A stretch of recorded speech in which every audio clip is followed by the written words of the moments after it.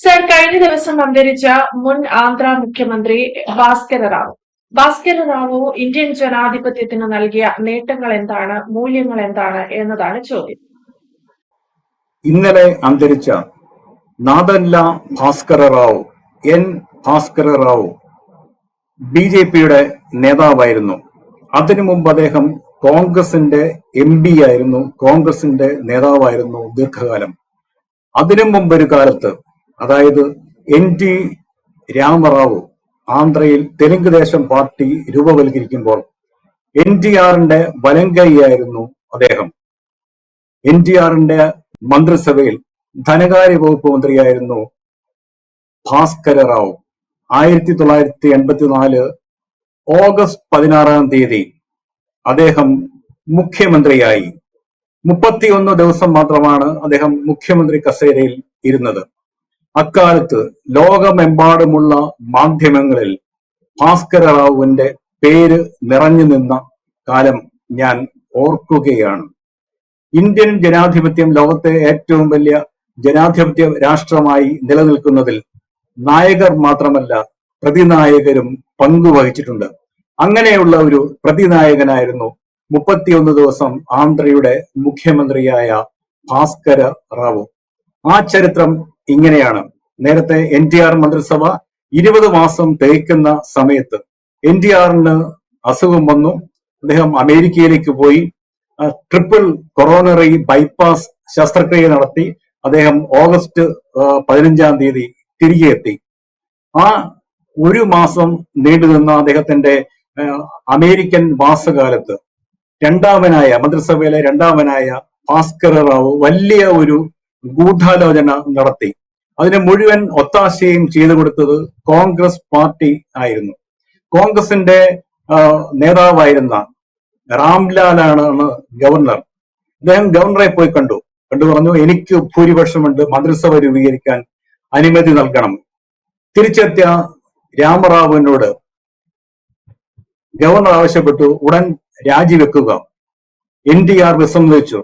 കാരണം എൻ.ടി.ആർ പറഞ്ഞു, എനിക്കാണ് ഭൂരിപക്ഷം. ഗവർണർ സമ്മതിച്ചില്ല.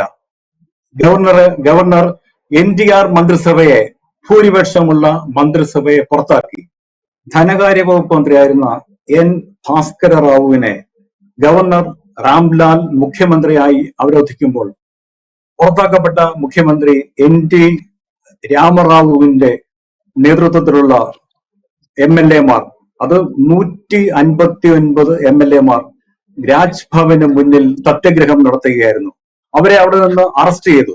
പോലീസ് രേഖകൾ അനുസരിച്ച് തന്നെ ഭൂരിപക്ഷം എൻ.ടി.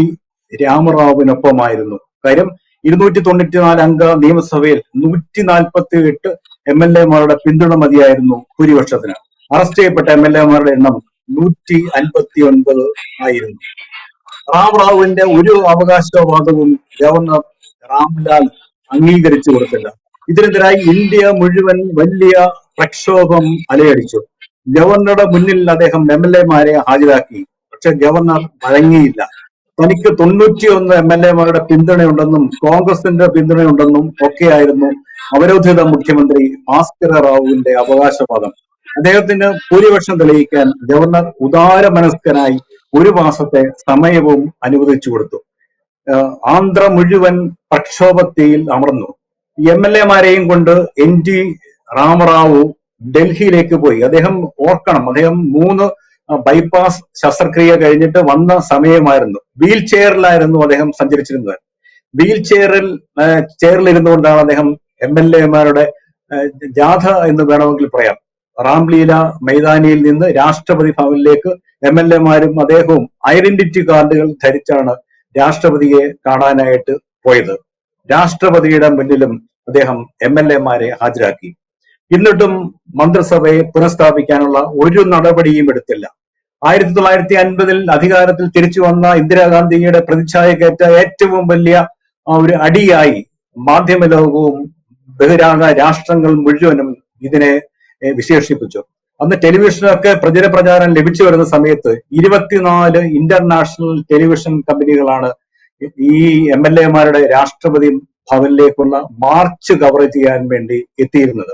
ലോകമെമ്പാടുമുള്ള പത്രങ്ങൾ അത് എക്കണോമിക്സ് പോലെയുള്ള വലിയ പത്രങ്ങൾ, ഇന്റർനാഷണൽ പത്രങ്ങൾ മുഴുവൻ ഇന്ദിരാഗാന്ധിയുടെ ഏകാധിപത്യ നടപടികളുടെ പിന്തുടർച്ചയാണ് ഇത് എന്ന രീതിയിൽ എഡിറ്റോറിയൽ എഴുതി.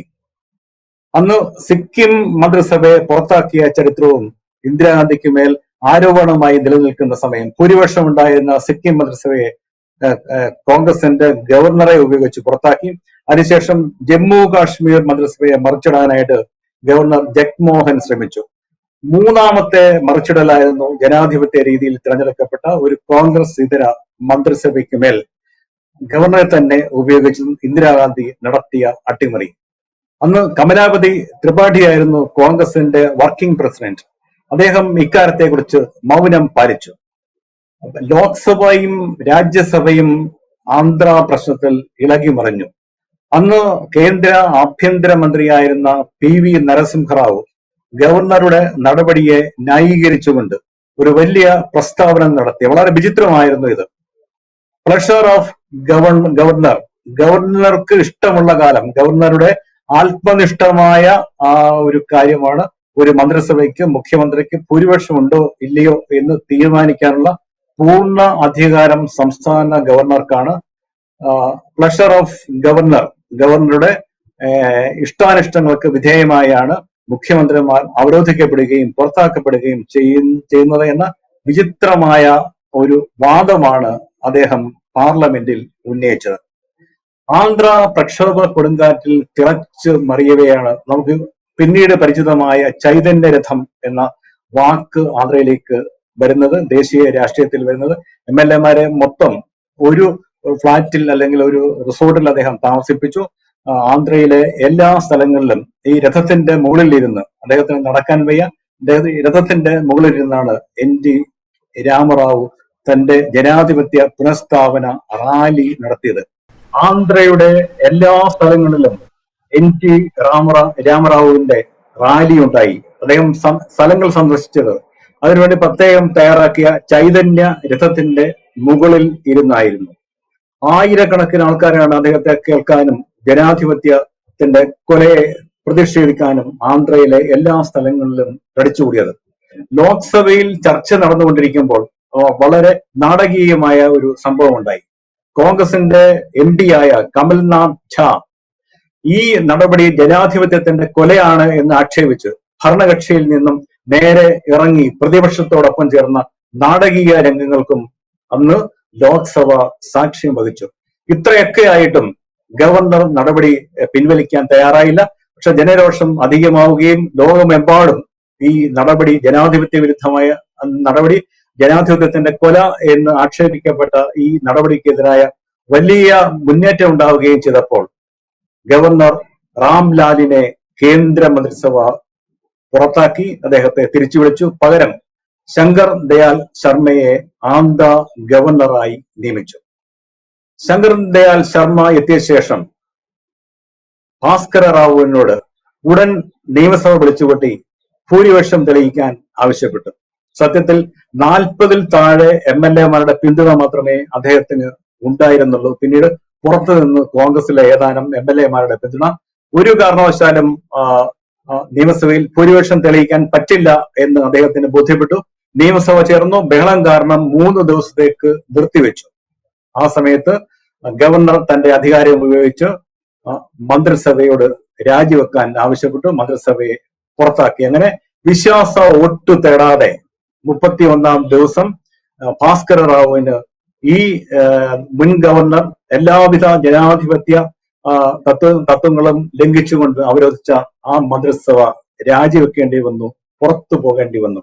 ഇന്ത്യൻ ജനാധിപത്യത്തിന്റെ ഏറ്റവും വലിയ ജനകീയ വിജയം എന്ന് വേണമെങ്കിൽ പറയാം.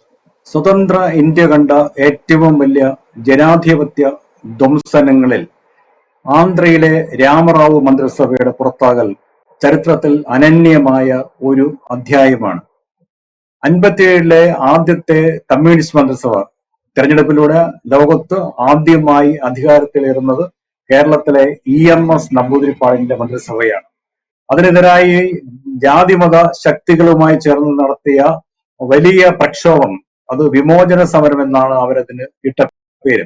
തുടർന്ന് 1959-ൽ സാക്ഷാൽ ജവഹർലാൽ നെഹ്റു പ്രധാനമന്ത്രിയായിരിക്കെയാണ് ആ മന്ത്രിസഭ ഡിസ്മിസ് ചെയ്യപ്പെട്ടത്. അതിനുശേഷം 1975 ഇന്ദിരാഗാന്ധി ആഭ്യന്തര അടിയന്തരാവസ്ഥ പ്രഖ്യാപിച്ചു. പ്രതിപക്ഷ നേതാക്കന്മാരെ മുഴുവൻ അറസ്റ്റ് ചെയ്തു. പൗരാവകാശങ്ങൾ നഗ്നമായി ലംഘിക്കപ്പെട്ടു. അതിനുശേഷമാണ് 1984 ഭാസ്കര റാവുവിനെ അധികാരം ഏൽപ്പിക്കുന്നു. തിരഞ്ഞെടുക്കപ്പെട്ട രാമറാവു മന്ത്രിസഭയെ പുറത്താക്കുന്നു. ഈ 3 ജനാധിപത്യത്തിന്റെ കൊലകളിലും ഒരു കോമൺ എലമെന്റ് ഉണ്ട്. അത് സാക്ഷാൽ ഇന്ദിരാഗാന്ധിയാണ്. നെഹ്റുവിനെ കൊണ്ട് കേരളത്തിലെ മന്ത്രിസഭയെ പിരിച്ചു വിടിയിച്ചത് അന്ന് വലിയ സ്വാധീനം കോൺഗ്രസിൽ ഉണ്ടായിരുന്ന ഇന്ദിരാഗാന്ധിയായിരുന്നു എന്ന് എല്ലാവർക്കും അറിയാം. അതിനുശേഷമുള്ള അടിയന്തരാവസ്ഥ, അതിനുശേഷമാണ് ശക്തമായൊരു പ്രാദേശിക കക്ഷി ആന്ധ്രയിൽ അധികാരത്തിൽ വന്നത്. 20 മാസം പഴക്കമുള്ള NTR മന്ത്രിസഭ കോൺഗ്രസിന്റെ അണികൾ മുഴുവൻ ചോർന്നു.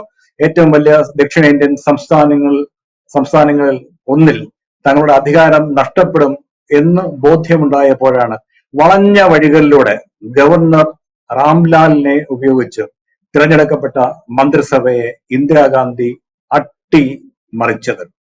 ഇപ്പോൾ ജനാധിപത്യത്തെക്കുറിച്ച് വാതോരാതെ സംസാരിക്കുന്ന കോൺഗ്രസുകാർ ഈ ചരിത്രം ഓർക്കണം.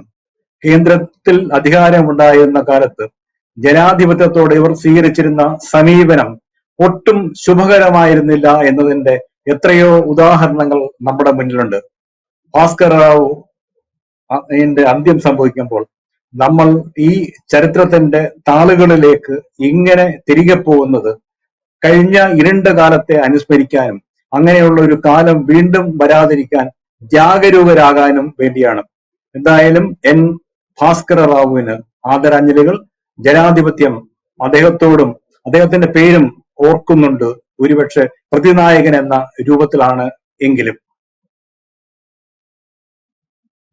യെസ്, എന്തായാലും സാർ സൂചിപ്പിച്ചതുപോലെ ഭാസ്കര റാവുവിനെ ഇന്ത്യൻ ജനാധിപത്യത്തിൽ ഓർക്കപ്പെടുക തന്നെ ചെയ്യും എന്നുള്ളതാണ്. ഒരു കാലത്ത് അദ്ദേഹം ഭരണസ്ഥിരാ കേന്ദ്രങ്ങളിൽ നിന്നും തമസ്കരിക്കപ്പെട്ടെങ്കിലും അദ്ദേഹം നൽകിയ സംഭാവനകൾ വിലമതിക്കാനാകാത്തത് എന്ന് തന്നെ വേണം കരുതാൻ. വ്യക്തമാണ്. Thank you sir. കൂടുതൽ വാർത്തകളും വിശേഷങ്ങളും നിങ്ങളിലേക്ക് എത്താൻ ABC മലയാളം സബ്സ്ക്രൈബ് ചെയ്യുക, ബെൽ ബട്ടണും അമർത്തുക.